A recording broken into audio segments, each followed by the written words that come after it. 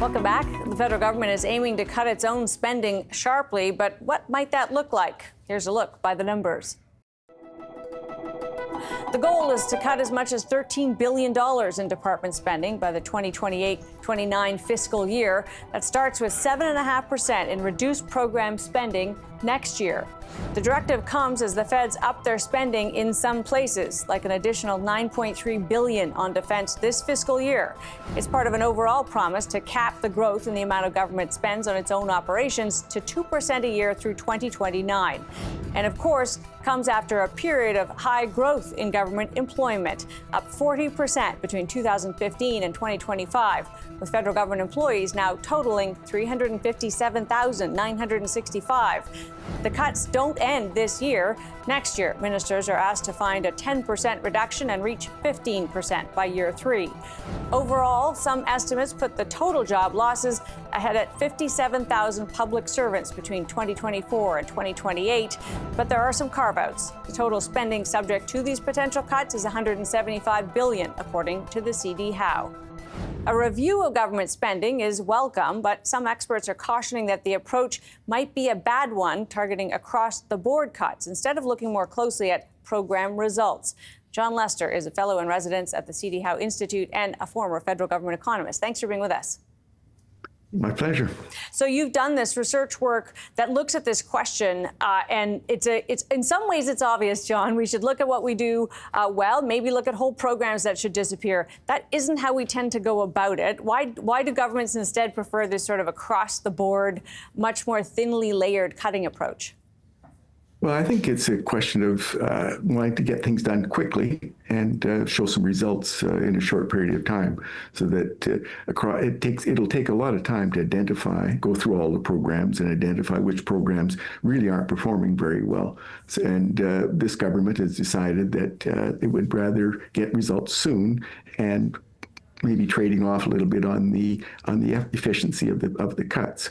If it were up to me, I would take a broader approach, like I wouldn't exempt nearly as much of spending that's been exempted, and I would select the programs after a careful review, so that you would have this process play out over a period of 3 years, so you can really take an in-depth look at your programs and identify those programs that really aren't either consistent with the current priorities or aren't meeting their objectives in a proper way.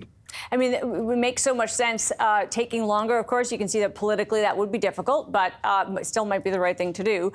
In the past, have we had success where governments actually say, we're getting rid of this whole program, or even, let's say, God forbid, a whole department, but that we're doing something that's not producing the results we want, and we want to do something else, and we need all the money from one place to go to somewhere else? Is that too dramatic an option? Well, I think that's kind of the thing you'll want to do. You want to have somebody at the center deciding what your priorities are. And to a certain extent, the government has announced its priorities by exempting so much of program spending. But I think you want to have somebody at a central authority deciding what the government wants to spend in which areas, and then maybe ask departments to indicate how their programs are fulfilling priorities. And if they don't, well, then that's a good reason to get rid of the program. And that would be a very good start. Another good start would just be to put a cap on day-to-day spending, salaries and other operating costs. Then you would force managers to realize some efficiencies without imposing anything very drastic, but there would be a chance to improve the productivity of the public service. And there's some interesting initiatives underway now that could be built on. People are looking at indicators such as how long it takes to process a passport, and that if you twin that with maintaining service standards, it's a very good proceed to try and get something that's measurable and improve it. And I think that you want to build on that kind of initiative by putting a bit of a cap on the day-to-day spending, right, so that managers will have the proper incentives. John, so good to have you for this. Appreciate your time. My pleasure. Talk to you again. Bye. John Lester is a fellow in residence at the C.D. Howe Institute and a former federal government economist. Canada is well aware, of course, of the need to diversify our trade away from the U.S., but doing that without considering how to do things differently would be a missed opportunity. Jim Stanford is director at the Center for Future Work. Thanks for being with us, Jim. My pleasure, Amanda. Thank you. So let's start with this notion that if we're going to change what we do, we should think about how we do things differently. We do export raw materials in this country. We talk about diversifying. What's your suggestion about how to shift our thinking so that we don't just try to do more of the same? Well, we have seen a real shift in the composition of our exports over the last couple decades since the turn of the century. Right now, we're exporting so much natural resources and unprocessed primary goods, about half of our merchandise exports. So at the same time as we're trying to diversify where we sell our exports, I think we also have to think about the composition of what we sell. And that's where we're going to need to revitalize our value-added or technology-intensive manufacturing sectors, digital technology, other innovation-intensive sectors, in addition to obviously continuing to export some of our natural resources. And when we put new dollars into play, as we are going to do, to the tune of probably tens and tens of billions, would you suggest that pipelines and other big raw material resource infrastructure projects may not be the best way to spend that money? How do we juice our manufacturing sector, which is what you're talking about, right? We actually want to produce things here. Yeah, certainly. So far, a lot of the discussion in Canada about how we protect ourselves under Trump has been about export-oriented infrastructure, mostly resources, oil pipelines, for example. But our industries in general have really underinvested in machinery and equipment and technology and innovation.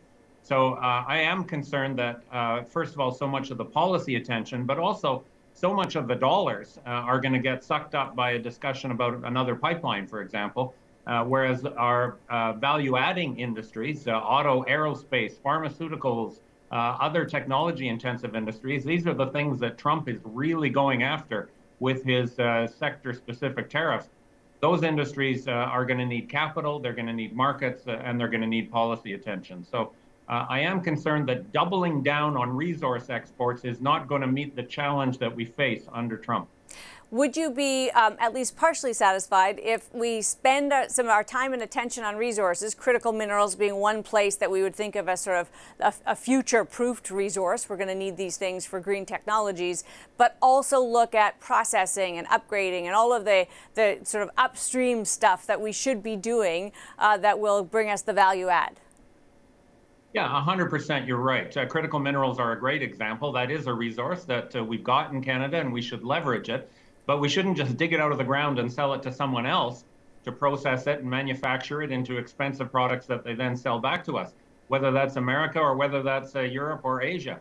We should be doing more of that work ourselves because that's where the value add is going to come from. And that's ultimately how we'll become a sovereign country that can stand up on its own 2 feet.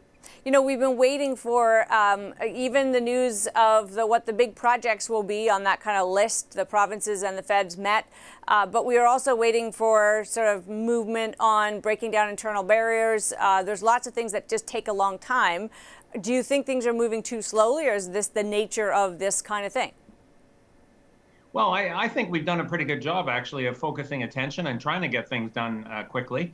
And all of those dimensions are going to be important. The selling more to ourselves in Canada is going to be part of offsetting the loss that we'll experience on exports to the U.S. Strengthening trade ties with the rest of the world also important. So I do think that we are moving, and we've certainly got a sense of the urgency. I am just concerned, though, that we start to look at, one or two particular big build projects as a magic bullet that will somehow protect us. We need a holistic strategy that looks at all of our regions, all of our resources, all of our industries, and tries to build a Canada that's sovereign and value-adding and can stand on its own feet. I know we'll be hearing more from you on this. We appreciate your time today, Jim. Thank you very much, Amanda. Jim Stanford is director of the Center for Future Work. Coming up, Ontario's finance minister has pledged to stand behind businesses hurt by U.S. tariffs. He's with us after this.